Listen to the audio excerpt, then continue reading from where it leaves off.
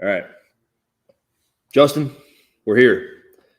So Consistency breeds growth. That's it, right? that's it. You got it. Yep. How did you come up with that? So I don't know if you know, there's a 5-time regional athlete. His name is Taylor DiMaggio. Competed in the South Central a long time ago. Best friend, and we came up with the slogan, right?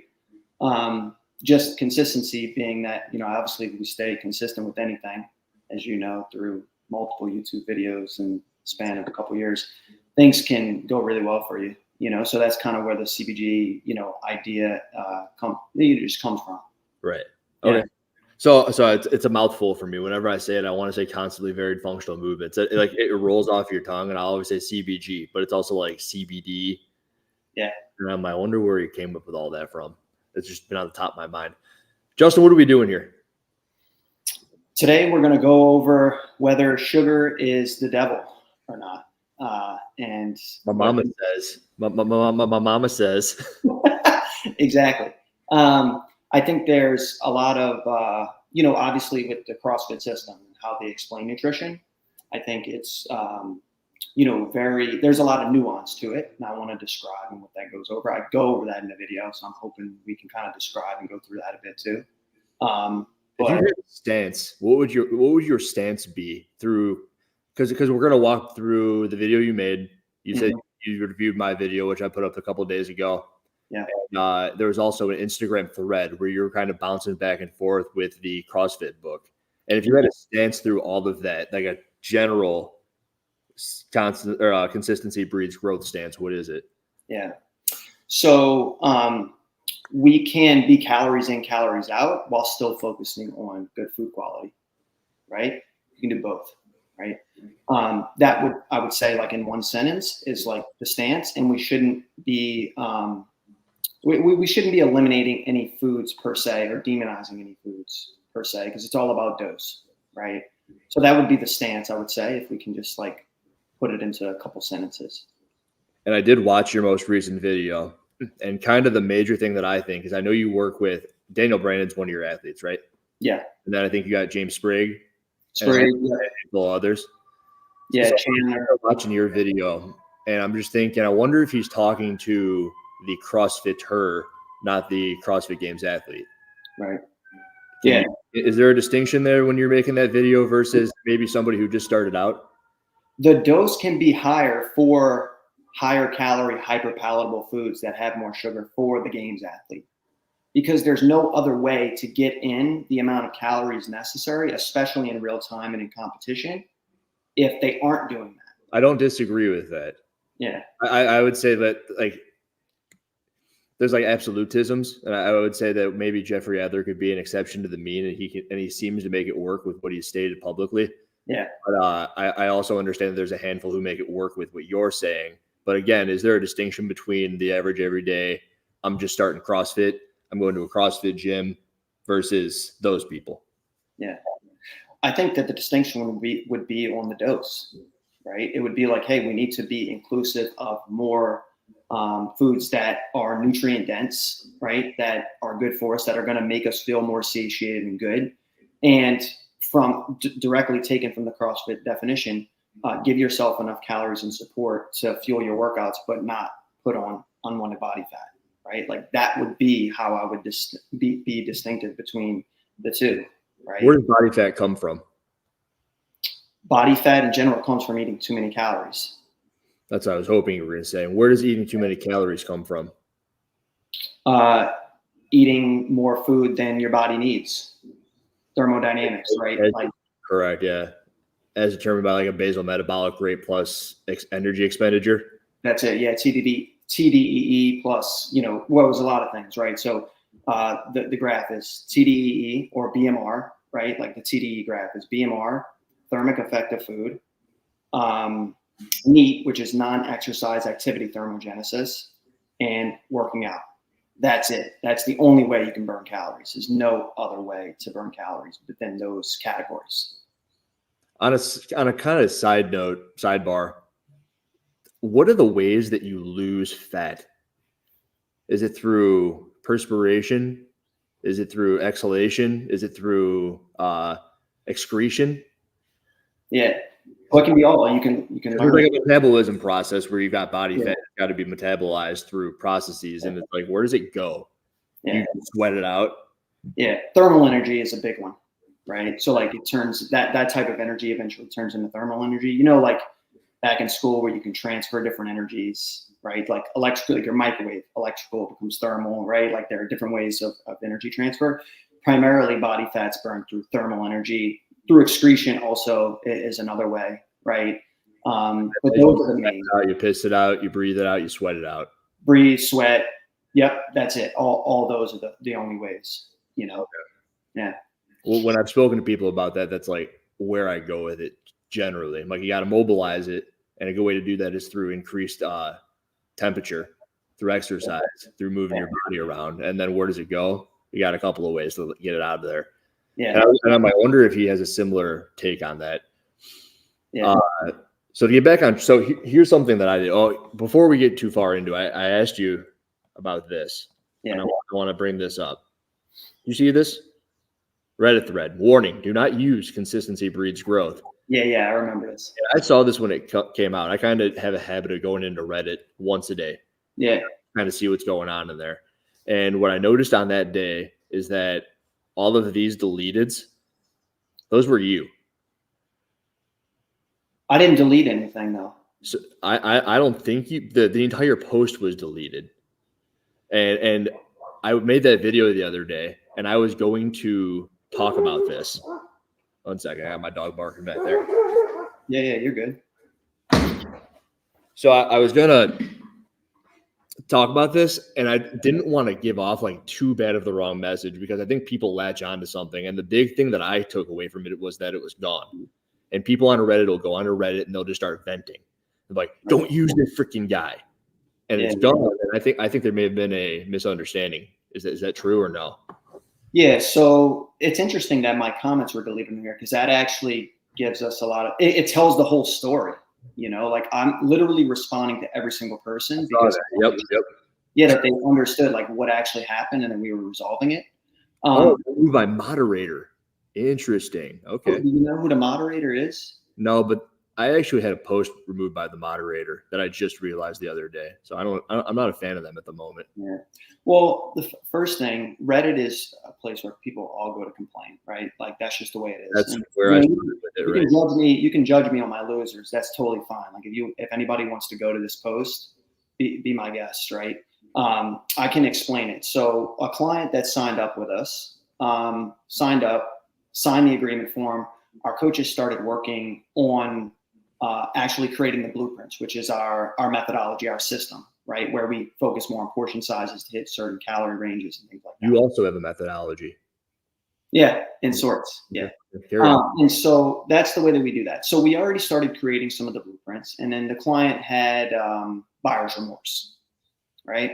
As it happens, right? We get it, especially in such a mental commitment-based process for someone to like want to lose weight and make some changes and like know that there's work behind the investment that they made, right? Which is very difficult. And so we had explained to this person that, hey, like we already started your blueprints. Let's hop on a call to figure out some sort of solution. Maybe we can downgrade you to a more cost-effective program and all these things, right? And so this client never got back to us. The way they flipped to Reddit. They went right to Reddit. They went to Reddit, right? And then what happened was the payments on auto for us, like it's through Stripe, right? Like if you sign something, you're on auto pay with us because we allow people to pay over time. You don't have to pay everything at once. And so the second payment came out. So then they were like really pissed. So they're like, then they emailed back like, hey, what is this? Went to Reddit and the client got a full refund. Right. So like, that's what I was explaining. Did they not reach out to you in between the second charge and the Reddit post? No, I mean, we sent multiple messages to them like, hey, like we want to resolve this. Like, let's do a call to figure out like what we can do because we've already created some of the materials for you. If you can benefit from it, great. If not, like, it's fine. Like, just let us know. Right. And so it wasn't until the second payment came out that they're like, oh shit, like another payment came out and I'm not. Is it like a CrossFit membership level payment or is it exceeding that? Like $200 a month, or is it like For this client, it was one of our higher level programs, which where also more remorse can come from, right? Because you're investing a lot in yourself, right? And so that's why, it sparked like a Reddit and all this. And so the reason they deleted it was because they got a full refund, despite the work we've done, right, and on it. So I don't know if I have an exact ratio, but when I was going through that thread, it was like roughly for every 3 or 4 that were like, yeah, screw that guy, there were 1 or 2 that were saying that they were fond of it. And I'm like, all right. And then you do what no one does. I think like Bosman's been in Reddit in the past, and like other people have dabbled. And I always respect when people throw their own names into Reddit, and they kind of talk with the people who are throwing mad crap at them. So you were in there, and I'm like, all right, I got to talk to him a little bit about this just to see what's going on. And then they deleted the thread, and I'm like, oh, misunderstanding, huh? Right. Yeah. Yeah, that's exactly what happened. It was a misunderstanding. Another payment had came out when I think they just never got back to us from the beginning. And so it's all good. It's all good now. But I wish they wouldn't have deleted, because I literally responded to everything in there. I know. They deleted all of your comments. They must not like you very much. Yeah. This is the one that a lot of people are probably seeing most recently, outside of potentially your or my video where you were featured. Yeah. There's a 54 reply thread on here where you're bouncing back and forth with the CrossFit book. Yeah. And do you know the in and out of this? Like, what is it? If you would tell me in 10 seconds, what's going on here? So with this, I've never really supported the CrossFit definition of nutrition in general. And I think that this is, it's the same definition. Are you talking zone, or are you talking fitness in 100 words? I actually like the zone diet, because it doesn't have everybody focusing on the itty bitty gram, every single thing that they eat, right? It's more on a portion and an amount that allows people to form actual habits. Like words, that sort of thing. I like that, actually. What I don't like is the fitness in 100 words and the little fruit, and I don't like the no sugar. Those are the 2 things that I fruit, little starch. I think it's been most recently adapted to, right? Some fruit, little starch. Yeah, it's those are the things that I disagree with, right? And so that was my purpose of really commenting on this video, and obviously talking with a lot of people that I believe blindly support CrossFit and blindly support Greg, didn't allow for any sort of optimism around the nuance for what I think the scientific consensus is. Right. So there's a major pendulum you're sitting on right there. And you said science, and that's going to get people completely blindly opposing what you're about to say. Yeah. And then there are going to be a handful of other people who are going to look at Greg and blindly oppose. I think that there's a lot of truth in all of it. And I did say that in my initial video, and that was maybe the most prominent thing.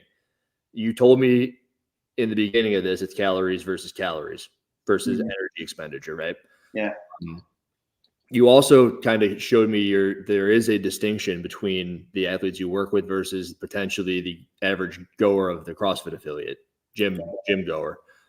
The thing that I really couldn't get settled upon in here, and I said in my video, is that it seemed like it was kind of a psychiatry thing. You're a psychologist.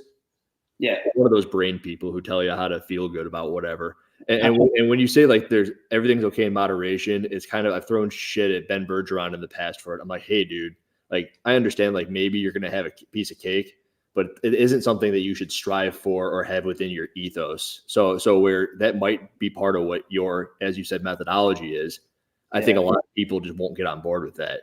Yeah. In these comment sections or potentially even on this show. Right. Can you talk a little bit about that? Is it like a psychological thing? Can't say it. That's where some of the nuance comes from, right? So like, obviously, instead of focusing on eliminating anything, let's just focus on adding more. This is from the queen, E.C. Sinkowski.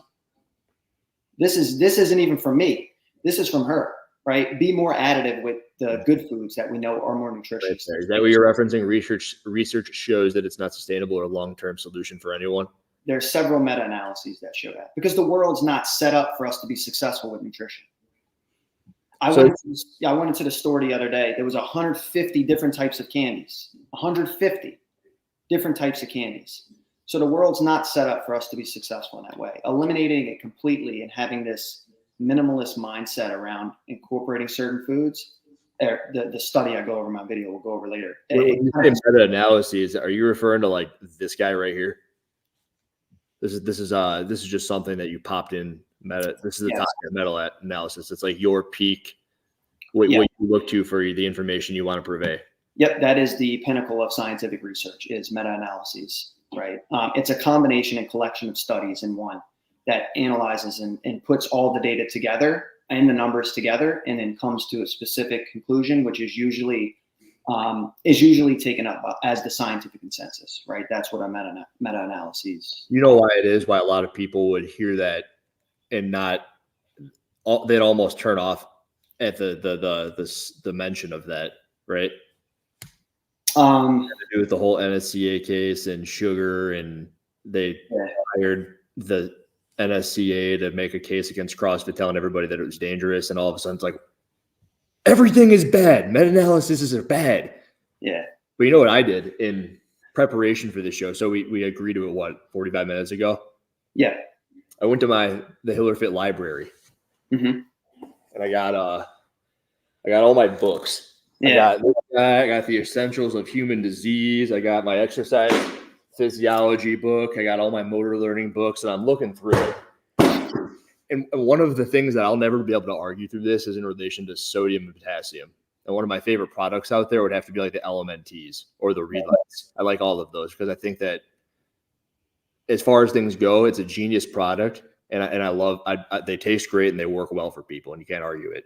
So potassium pump within the muscle, right? It's great. For action potential, yep, all that. In preparation for this show, I highlighted some stuff out of my Holes in Human Anatomy and Physiology book. Holes.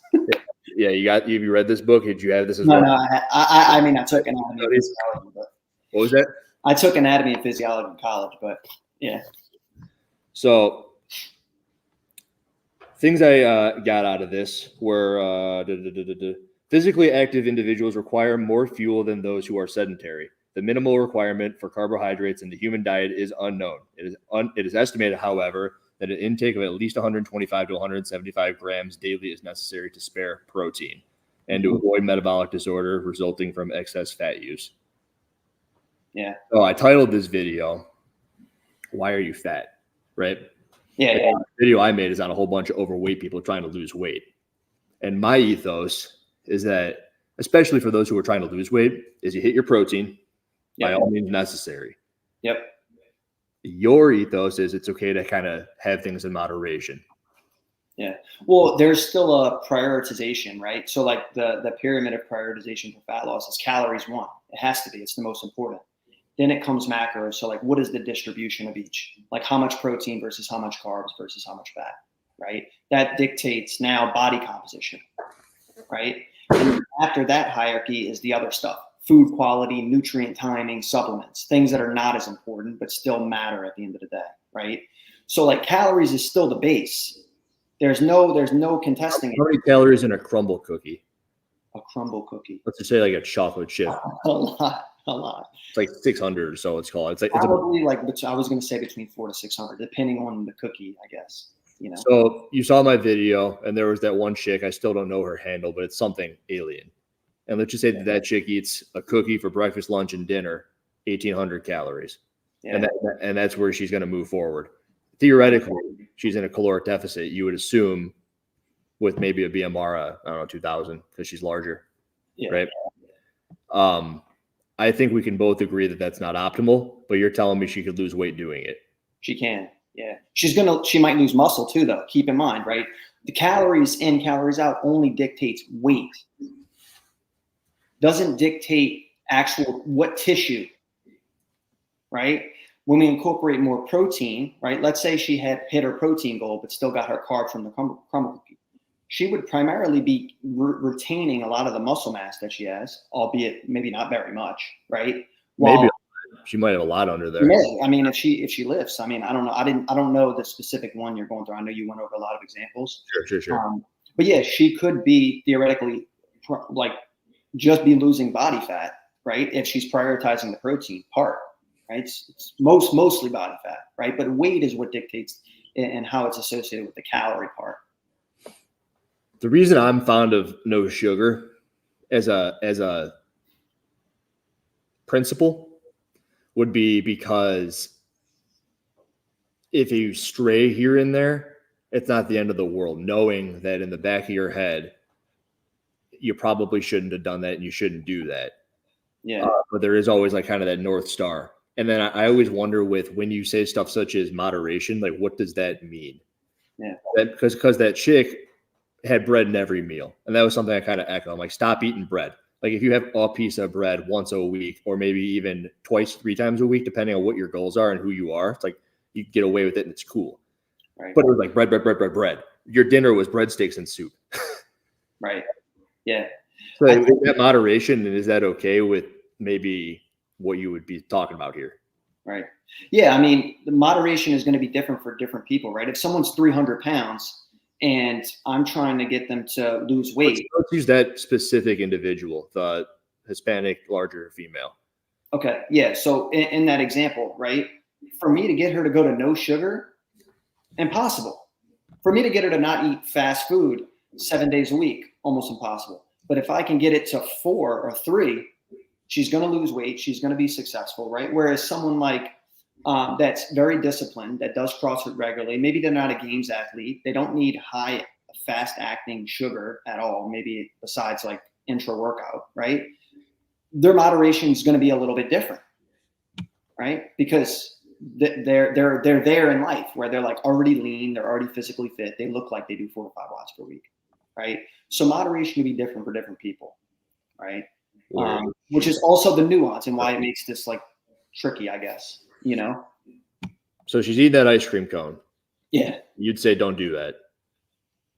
Or would you say it's okay to have that ice cream cone because it's under a caloric number? I would say for her, if that's what's going to get her to stick to her nutrition plan more consistently, is having something like that daily or every couple days, I would say, yeah, go for it. Because otherwise, she restricts herself for a whole week, and then she binges on the weekend way more calories, and now she's not even at a deficit anymore. She's at a surplus over for a week, and now she's 0% successful. You know. So let's say she's got a goal of losing. You say 3 pounds a week would be acceptable, correct? I would say that's good because that's 1% of body weight, right? She's 300 pounds. 1% is 3 pounds. Ideally, I would say that would be pretty ideal for someone of that. Let's say, as I went back to her profile, I saw she's been doing this for about 150 weeks, and she looks exactly the same. Mm-hmm. We see this ice cream cone. We should probably say something like that's not going to work. Correct. And then so we can agree on that based upon the idea that she hasn't lost. Correct. And you're telling me that if she is losing, carry on. Let's say she's in 152 weeks, she's lost 30 pounds. Yeah. Let's say she looks like she's probably 30. She's now what's 52 weeks into it? It's 3 years. 30 pounds in 3 years, and that's a path forward for you. Right. Okay. Yeah. We've seen it on The Biggest Loser. Look up The Biggest Losers. What about them? Oh, the rebound, like they kind of just get huge. Yeah, of course. It's the same idea, right? They're on this show where they like make them eat broccoli and they're literally spitting it at the cameras like they can't do it, right? I'm just kind of curious, as I've never had a consultation with you, and neither have I been in a position. I lost all my weight when I was a kid. I just ran around the house and ate less, and I lost a bunch of weight. But whenever anybody would ask me about what their diet is, and if they were to show me a food log, or if they were to show me a video where this is included in it, these 2 pieces of pizza, I would say, hey, come on, man. There are so many better options for you. Like I know it works and it's fitting within your macros, right? But where I always start with is eat as nutrient dense foods as possible, which are usually quite voluminous. They'll fill you up, and then your absolute priority is to hit the protein number. Yeah. So I think that you're more aligned with that than people might think. Of course. Yeah. I'm not saying like just hit calories, and if it ends up being all horrible food, that's great. Absolutely not. Like a big, if you go to the CBG Instagram, you'll see this. Like protein is the most important macro if you're doing 4 to 5 watts per week, 100%. So the other day for lunch, you know what I had? I go to Costco and I get my like ground beef, like those squares are a pound. I threw it in the pan and I ate it. And it's like, I ate it with an avocado. So it's 80/20. So it's pretty fatty. Yeah. It was like 1,400 calories when it was all said and done, something like that. Yeah. And I just wasn't hungry the rest of the day. And I think that's the thing that people forget. And the difference between those carbs and the sugars is the sensation of being full, satiated for the rest of the day. Right. And also the thermic effect of food. It's like, how much does it take to break down some ground beef versus a piece of pizza? Yeah, a lot more energy expenditure TEF from that for sure. And that's why I think that 3 cookie example, like what you explained earlier, I was kind of like, yeah, is she going to be able to stick with that? Like, she's not even like going to be satiated at all if she gets all of her carbs from these little bitty cookies that are so nutrient dense. You understand that this is what people potentially read into your comments as, right? Right. Yeah. Which is why it's so hard, like in comments and everything, to like explain exactly your viewpoint and like all the nuances, because like the heroin thing, right? That's a real thing, by the way. It's like, yeah. Have you ever done like a no sugar period of your life? Like no added sugar? Because added sugar, sure, yeah, like cookies and bread. Yeah, I don't think I explicitly have ever done that. Like, just like, hey, I'm going to go 6 weeks without any whatever, right? Like a whole 30 or something like that. Maybe something like that. I did that when I first started CrossFit or something, you know. Familiar with J.R. Howell from CrossFit Crash? Yeah. He's like one of the most shredded dudes out there. And I think actually Taylor kind of follows this as well. He's in the comments. The meat and fruit thing. So like fruit, while it is sugar and it says do eat some fruit, JR will be the first to tell you if you put a thing of grapes around him, he'll just crush it. And basically what he shoots for most of the time is eat meat and fruit. Yeah. And he eats steaks and he doesn't eat chicken, but it's like fish and mostly beef and berries and grapes and all that. And I did that for 3 months. And you wouldn't believe what fruit tastes like, which makes me start thinking about the whole heroin alcohol portion of it. Yeah. And I had like childhood friends growing up where I met him at the age of 12. He'd never had a Coke before, like a pop or anything. Like I knew nothing. And I'm like, what? I mean, the first time he ever had one, I was there and his mind blew up. So I do think that there's a component of addiction to it as well. You know, there's a lot of research coming out on this now. And what's actually been shown is that it's the high calorie foods that are addicting, not necessarily sugar itself, like table sugar, right? Like, table sugar, right? And so with this, obviously a lot of high processed foods do have sugar in them, which is also why we're all getting mixed up in like how we're trying to explain things. Because a lot of those high calorie foods do. And so I explain this like in my rebuttal and in my video, but keep in mind heroin, right, has a specific receptor, right? Lock and key. Sugar also does, right? Broccoli eventually becomes glucose. I had that outlined in my book too. So it's literally. I saw that in your video and I'm like, I gotta go. Yeah. So are we addicted to broccoli? No, but they all get broken down to the same thing. Heroin is a direct substance you take, and it's heroin. It's a heroin molecule from when you put it into your system to when it finds the receptor. And those receptors are so strong. That's why the substance is so addictive. Can you have an unpartisan opinion about what you think?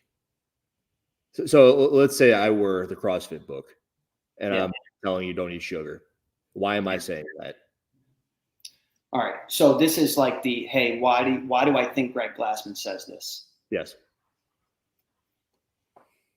I think when you're talking to the masses and you're as well known as Greg, you have to simplify things as much as possible. And that's the easiest way that he can get across his message. That's what I think. I don't think Greg is stupid enough to know that, because I think Greg probably does have refined sugar every now and then. Every now and then, but yeah. So no sugar and every now and then are two different things, right? So like every now and then and no sugar, that's different. It's totally different. Right. So I think there's nuance to what he says, and that's why I love a rebuttal. Well, I've never seen him eat sugar, and I don't have like very many like close interactions with him, but I've been to his place, and the spread, there's not a morsel of sugar in sight. Yeah. And it's crazy, right? Yeah. I mean, as far as like what there's like salami and there's cheese and I'm like, all right, there's no sugar. Yeah. I think a lot of products that are processed have added sugar and preservatives. High fructose corn syrup, right, is So what I'm saying there is like the dude isn't the liver king. Yeah. You're never going to find out that he's injecting steroids, quote unquote. Like the dude practices what he preaches. Yeah. Which is good. Maybe I'm making an assumption there that like he never has a cookie ever. I don't know, or bread or whatever. Maybe he doesn't. I have no idea, right? Or a Fanta or whatever the hell, Right. A sucker or I don't know, whatever, Gatorade. How about the claim that sugar is the cause of chronic disease? Yeah, I don't believe that that's true. I think it's calories. And this is the association causation thing, right? That I go over in my video as well, is a lot of high calorie foods do have sugar in it. So people start associating sugar being bad and the reason that the obesity epidemic is here, right? But a lot of people that are overweight, right, could have gotten overweight from eating too much fast food, which is also something you went over in your video. There's not a lot of sugar in a Burger King Whopper, right, or McDonald's, but you could still be overweight and still be obese. That's because the calories in a burger are so high.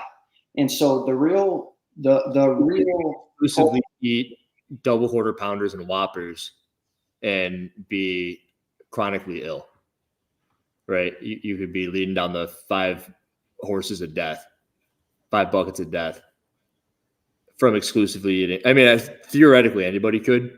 Yeah. Like you and I. How old are you? 33. 33. Me too. So like we both be on the path for 40. But the way that I've always looked at it as, if you do your due diligence and try to avoid sugar by all means necessary, it'll be 40 for you genetically as a genetic predisposition. Like you're going to hit what you're going to hit from basically the point you were born. I think that sugar has the ability to accelerate that. Maybe even at a rate higher than that of a Whopper. And you're saying that it's a calorie thing.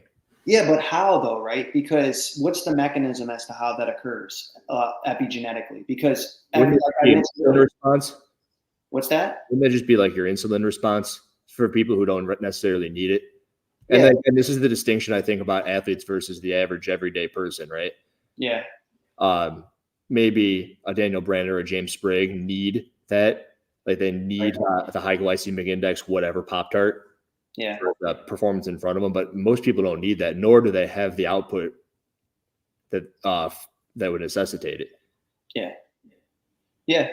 I think the first thing we have to remember is that, as I mentioned earlier, everything goes to glucose anyway. I'll keep saying that because that's the mechanism. Like everything, some is more fast acting and some is slower, right? Well, so let me hold you there because while you're right, like a potato, while it may, like if you eat an entire potato, it's a very different, and the speed at which you break it down is different. Sure. Correct. Yes. And wouldn't that kind of have the trickle down effect to potentially having a higher risk of XYZ diseases at this time domain down the road as well? Because that's how I've always looked at it. Just like like throwing fire into I'm going to get cancer at 40. Now you're gonna it's like taking growth hormone. That's kind of how I've always looked at it. It's like, oh, you have a cancerous tumor. Oh, now you're gonna get it 5 years earlier because you're on growth hormone or steroids or whatever. Right. Yeah, the insulin response is going to be higher for those sugary foods than for like a potato, as an example. But that's also something that'd be different than that Whopper, though. Right. Well, the Whopper is not going to really have a strong insulin response in general. That's just the calories that are the issue.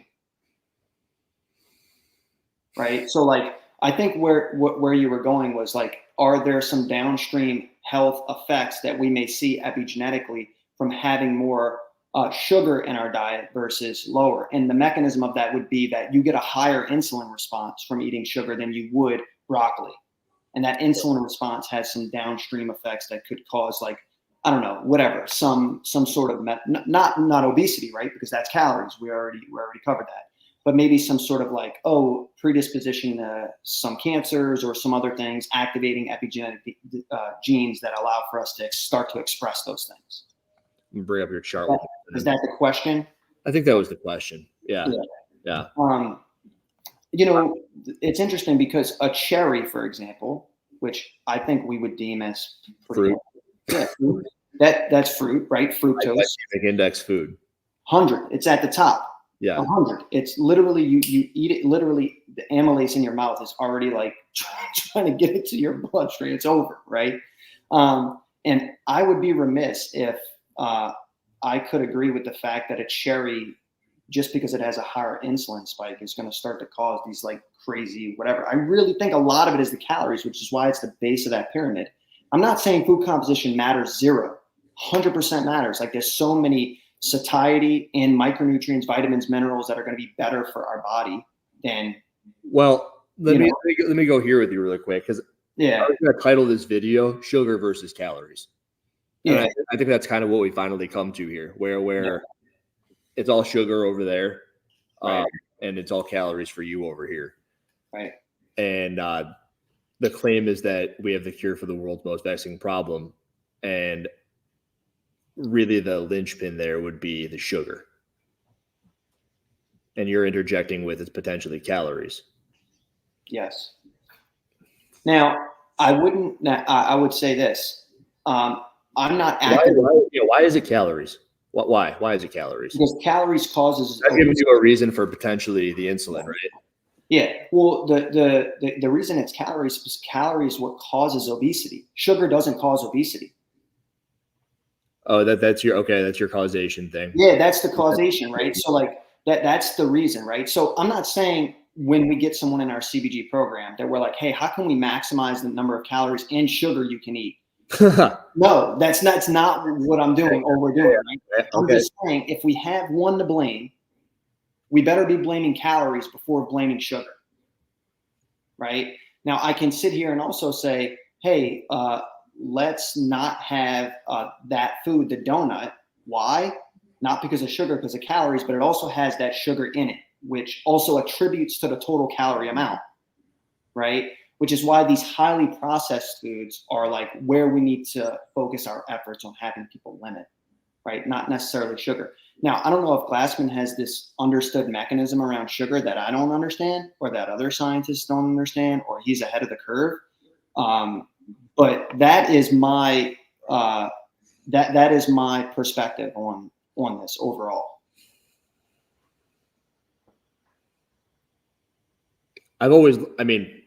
This is me, right? And I'm not speaking CrossFit level 1, I'm not speaking for Greg, but it's always like you're eating dinner, there's appetizer, there's the main course, and then there's dessert. And dessert is almost, if not always, sugar, right? Yeah. Let's say that you've hit your daily allotment, and now you're eating sugar, and then you're basically in a caloric surplus, 1, which is your point, but 2, it's like if you were to just have eaten dessert, you're also on a trickle down to having less muscle mass, potentially as a sugary thing, which will then fill you up in a caloric surplus, having just eaten that dessert. And then from what I understand, like sugar also is some sort of a fuel for cancer cells. And I keep on bringing up that chart because I live at the bottom of the chart. I looked over while I was out to dinner with Alexis yesterday, and there's this dude with this beet red face. And I look at his plate, and it's pasta. And I'm like, this is probably what this dude eats all the time. And I'm like, that would have been better if it were a steak and a potato. And I'm like, I wonder if that dude ate steak and potato every day, if all of a sudden what you can see on his red ass face would all of a sudden make him look like a healthier human. It's just stuff and it's living at the bottom. It's case reports, opinions, and papers. Yeah, I think too, there's a lot of N=1, which is what you see online, like people that sell carnivore stuff and all this stuff. Jordan Peterson, he eats steak and that's it. But he's at N=1, right? We can't take his one example and say, oh, this is exemplary of how everybody should be eating, right? Because that might not work for them, right? Some people also have different affinities to carbohydrates and utilize them better. They have better carb utilization, right? Like there's so many different things that would make someone want. We also have a process in our body called gluconeogenesis that converts protein and fat into carbs if you're not eating enough carbs. Because you need it for like you need fucking carbs, man. Like carbs are required for like neural processes. Yeah, fucking have to have it. Like for your brain to function. 100%, 100%. You know, so that doesn't mean it needs to be in the form of sugar. I think that people go to the extreme. They read your comment and they're like, "This dude says he eats sugar and eat it every day." And then I play that video. It's like, this is what he wants, and like that's not what you want. Yeah. And then also people will see no sugar on the CrossFit method, and they'll say, absolutely never, forever. And while I think that's better, I sit here saying I will say no sugar. And I say that every time I put a piece of sugar, or I take a bite of ice cream or a brownie or whatever the hell into my mouth, I'm like, that one right. I think that that's going to lead me personally and a couple of people that I have like in my circle to a path to being healthier longer. Yeah. And that's just like a different theology than what you've got. Yeah. Right. Like you're saying, hey, it's okay you had that. And I'm saying, I don't think so.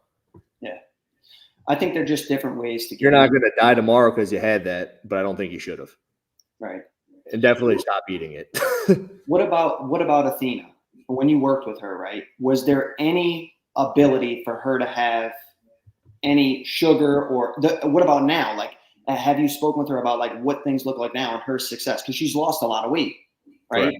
Was there no room for anything outside of the paleo system for her to be able to stay on track more consistently, to be able to lose the weight that she did? So day one, what we broke down was you're not allowed to have any alcohol. You're not allowed to smoke, or I don't work with those people. Yeah. Like if you do those two things, you're off the books. I'll just like the next thing was we got to hit your protein. I say it's pee because it's funny, like a pee, right? Yeah. It's stupid. It's a stupid like 4-year-old joke, but it's like prioritize protein. Yeah. Once you do that, you're looking to fill in everything else with whole food. So if you hit your protein allotment, which for her, I think we were at like $150 or 160 grams a day. It may have even been higher at points. And she would do it. But what she said is she felt satiated. And then from that point on forward, it's like, hey, avoid the processed, like try to avoid bread. I know that we removed beans from her diet. And it's just because beans are just a food to me where like, in order to make them taste good, you usually add the sugar, right? And like I know that she probably also didn't fall into that category where she had like the canned beans with the sugar in there to make them taste like the baked beans sort of thing.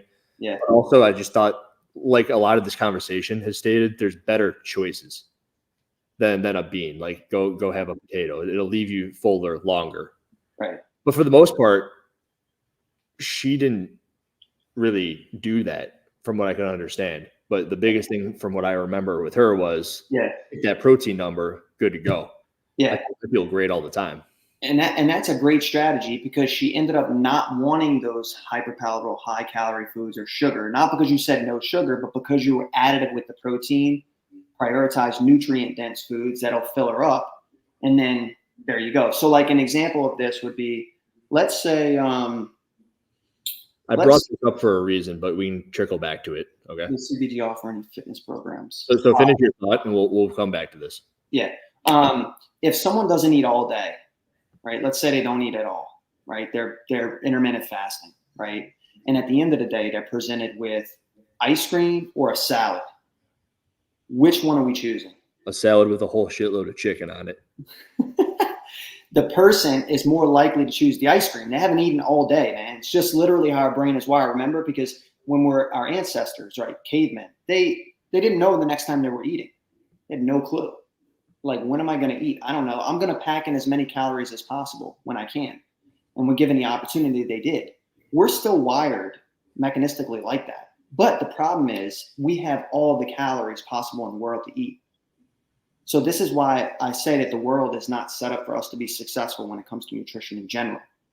I think the issue might be CrossFitters are the exception to the rule. And those who will be bickering with you the most are of that sort, right? Yeah. I mean, I fall into that sort. I like to think that the way that I think is not the way most people think. And potentially you have this is the psychologist thing, right? You're working with people on a different level. Right. I want people to work on my level. and so do a whole lot of other people. Yeah. And we think, and I think that going for no sugar is the way to go. But there are just so many people, and people can have different thoughts. Like you can have your thought for sure. I still think that sugar could be done without. I still believe also what you're saying is true, that everything eventually turns into the same thing anyway. I just think that though the way it gets there might have different ramifications on your body. Right. You still think it's calories. I still think that like you get cancer because of your sugar. Yeah.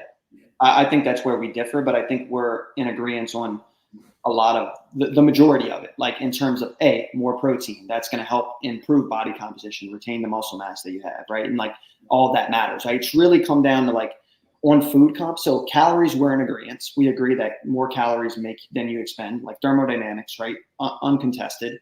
Then we also agree on the macronutrient level, which is like, hey, incorporate more protein, right? Like carbs and fat, you kind of lay them out how you want them to, right? Okay, great. Where we differ is the third tier of the pyramid, which is the food composition. I think there can be a little leeway to help people be more consistent, and that we shouldn't be demonizing sugar.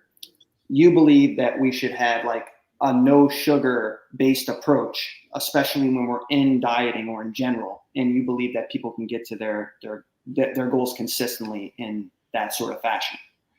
Have you coached at an affiliate? Not that I'm gonna like use this against you. I'm just curious. No, like, I had my level 1 and expired. Of people, have you had worked with like a bunch of people outside of like the nutrition space? So I've worked with people one-on-one programming.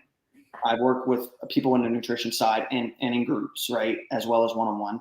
And I had my level 1, and it expired, I don't know, a couple years ago.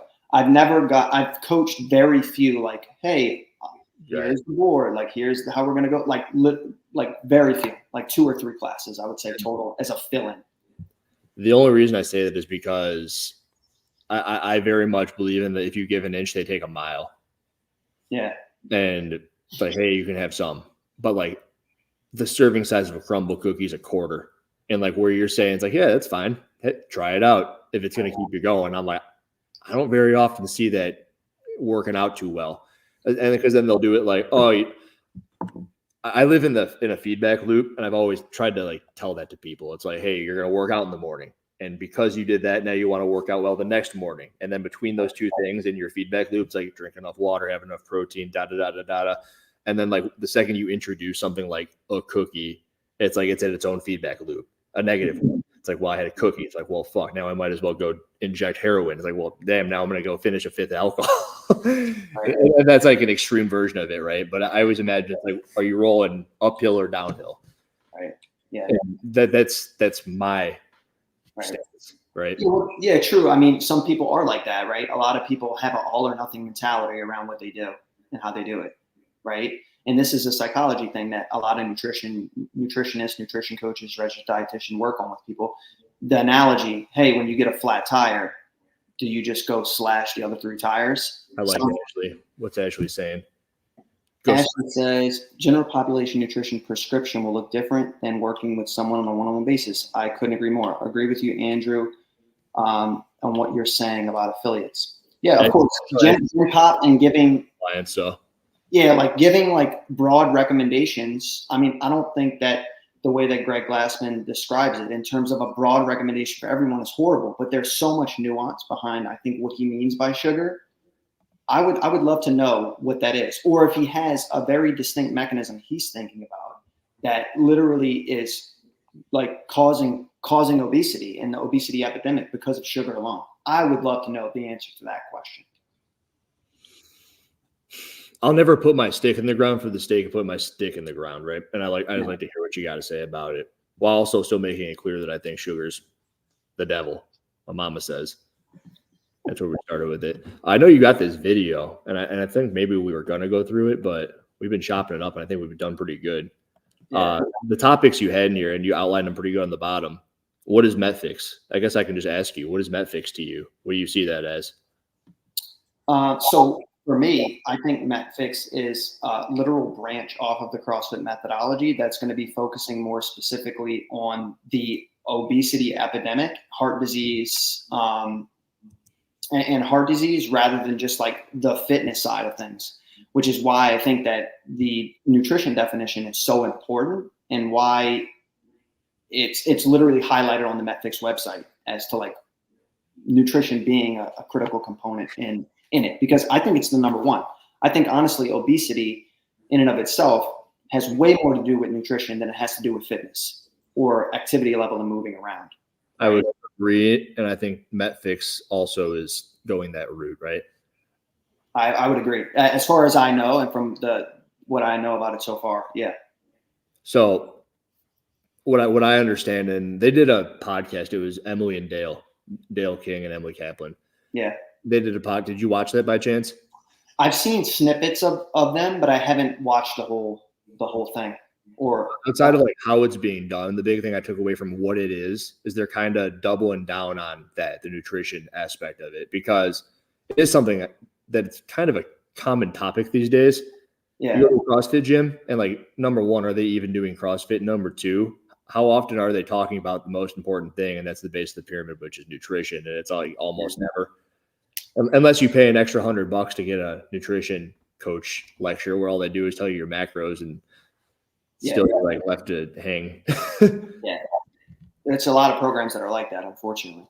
But and then so there was a question earlier, I think it was from Chris, and it was, do you have an exercise proponent to consistency breeds growth? And the reason I brought it up was not to ask you whether or not you had one, but was because of the question that I keep on trying to differentiate, which is athletes competitive CrossFit games semifinal versus first day of the gym CrossFit athlete goer. Yeah. And there was actually, do you know Tanner Shuck? Yes, I've seen some of the stuff. Yep, I know who he is. Yep. There was a show the other day where everyone's like, do you do CrossFit? And he's trying to say he doesn't do CrossFit. Everyone's like, you do CrossFit. Why are you talking crap about CrossFit? And like everyone's trying to figure out like, what is CrossFit? Like, what do you eat? Is sugar okay? Is it not okay? And it's kind of wicked right now, this bubble that I feel like I'm in for sure. Yeah. And CrossFit's to blame for this because like they got no one telling you. They used to have Greg out there kind of just like telling you what it is over and over again. Yeah. So now it's up to us. Sure. And what I think is like if you follow .com and you do a 5K on a Monday, you do a back squat on a Tuesday, you do Fran on a Wednesday, you take an off day on Thursday, 3 on 1 off, you did a bunch of different stuff, and then you're not doing a 5K on Thursday or Friday, you're doing like some box jumps and maybe some handstand holds. I don't know. Make up whatever you want, but it's always different, right? That's the constant varied aspect of it, different time domains. The diet of no sugar, the absolutism, is kind of necessary with that thing I yanked out of the book where it's like 125 to 175 grams of carbohydrates are what's necessary to make your brain function and, you know, happy, horny, hungry, all that shit. Yeah. Have you heard that before? That's something that they taught us in school. It's like, hey, eating well. It's like, those things, your hormones are fucked. So anyway, I think that if you prop what CrossFit is, or at least what Glassman states it is, which is not what a lot of affiliates even do. It's less. Less is more. And then you don't have the sugar because theoretically you don't need it if you aren't doing strength training, Metcon, or you aren't doing chalk. Because if you go to a chalk affiliate, everything is 30, 40 minutes long. Why is it so long? Because they're eating too many carbs. Why are they eating too many carbs? Probably because they haven't eliminated sugar. Could you follow that? Does that make sense to you? Yeah, it makes sense. I think that enough to necessitate this thing. And I'm a misunderstanding of all of it. I think that if you're incorporating more sugar into your diet, it does make it a lot difficult to stay under the calorie load that you need to actually we agree upon. Yeah. That and that's kind of like what we keep going like back to, which I think is true. Like, I think we agree on that. I think if you had too much sugar in your diet, it makes it extremely difficult, right? To be within a calorie range that actually supports your fitness and the fuel you need to work out, but also not the unwanted body fat piece, you know? So that's why powerlifters are huge. And usually they don't look that great, right? I mean, I've never met a powerlifter that looks better than a bodybuilder who they're mostly diet based. Like most bodybuilders, it's time under tension, but it's also mostly diet. So exactly. Yeah. And then the CrossFitters who do it right, they have like this hardness look to them.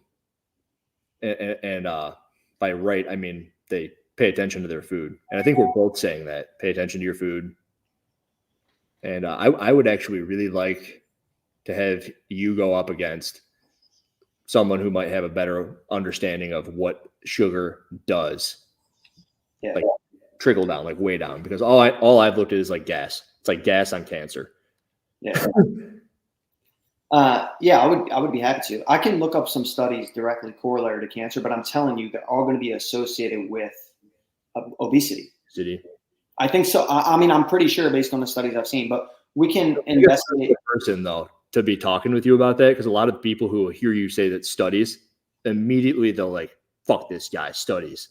And I'm like, some studies are decent. Dude, people like hate science these days. You know? Yeah, and they especially in the CrossFit universe, they got reason for that.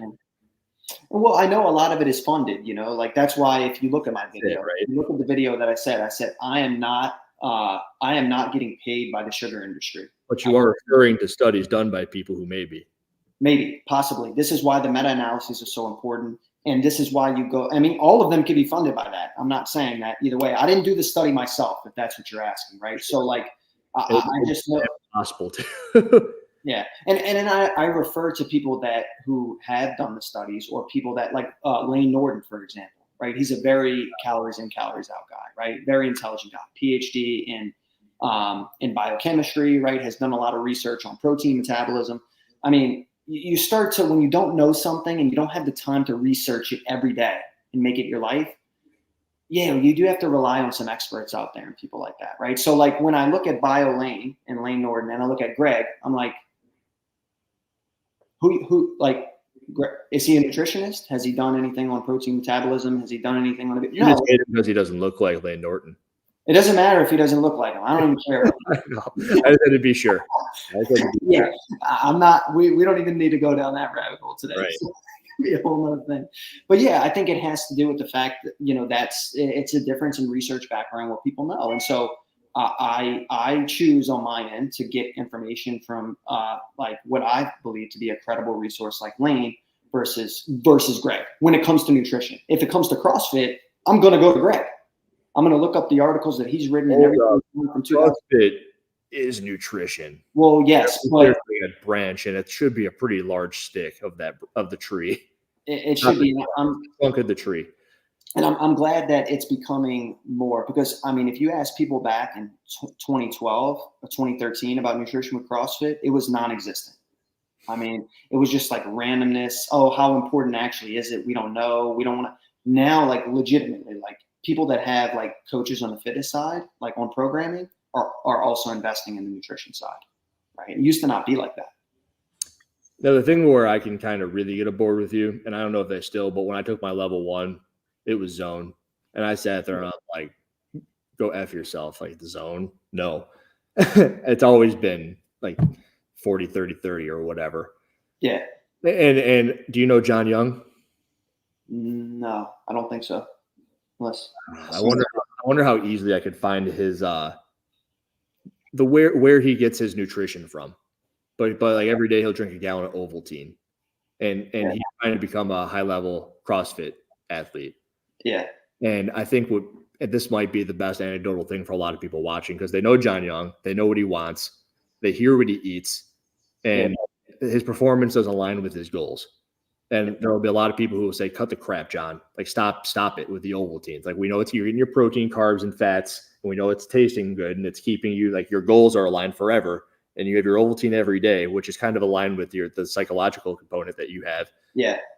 Now, there's no rationale to like thinking he has something else that helps out his performance in your book. I mean, just in terms of like his nutrition in general, like how is he successful with it, and or I guess what exactly is the people question? Will look at him and I don't know his exact numbers, but let's say he finishes 1,000th in the world in the Open. Okay. And go to the CrossFit Games. And let's just say year after year, he's still finishing at 1,000th. And the biggest thing, while he's putting in all the work, he's sleeping, he's doing everything right, could potentially be the things he's throwing down his throat. Yeah. That's where a lot of people are now hung up on John Young. Like, dude, stop eating freaking waffles. He'll eat like Eggo waffles on the stream. Like, well, those are carbs and they work. And he just did this workout. So sure, maybe he needs it. It's like, I hear you. Just like I hear you, but I'm like, dude, you go have a tub of grapes like JR. Right. Yeah. So with that, right, I think also there's nutritional periodization. A lot of us know about periodizing our training, right? So like after the games or after whatever, you start doing certain strength cycles and working on weaknesses, and then you incorporate more volume, and then you expand volume each year. And then when it comes to January, you're starting to focus on intensity because the Open's coming around, right? Like this is nutritional training periodized principles that CrossFitters use, right?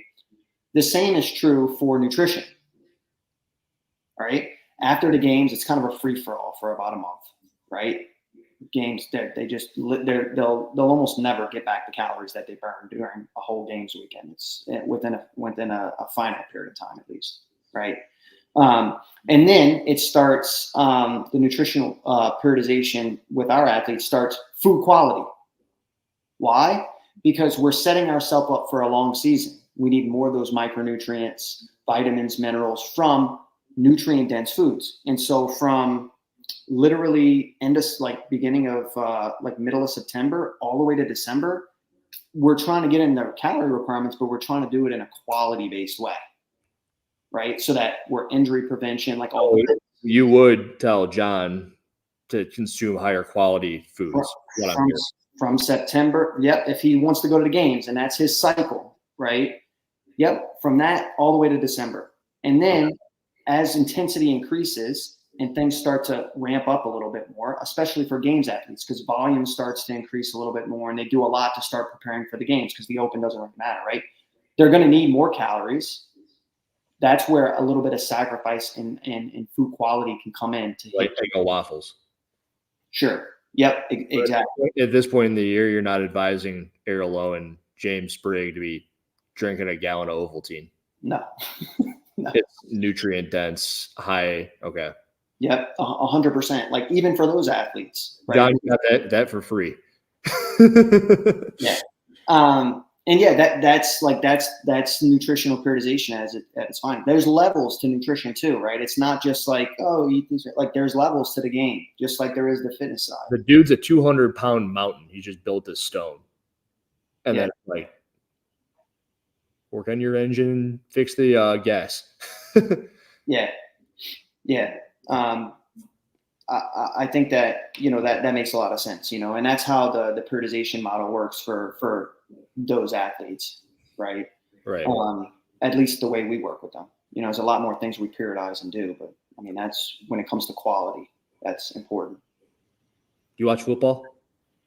I'm a Saints fan. I'm from New Orleans, so LSU Saints. So I'll try to catch a game when I can, but usually like Sundays I'm working a lot. Like you're like, hey, you busy right now? I'm like, fuck, let's go. You know Tyson Bagent?